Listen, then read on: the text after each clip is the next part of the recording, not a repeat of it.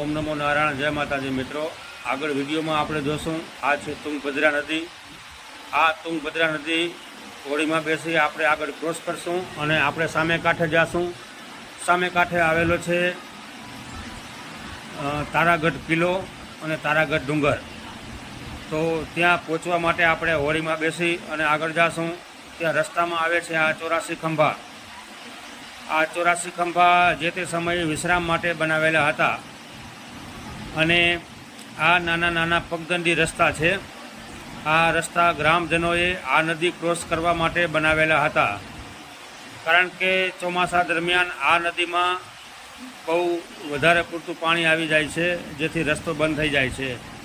આ ગામમાં આવેલું છે શ્રી રંગનાથ સ્વામી મંદિર, જે ભગવાન વિષ્ણુને સમર્પિત છે અને ભગવાન વિષ્ણુ ક્ષીરસાગરમાં પોઢ્યા હોય એ મુદ્રામાં અહીંયા છે.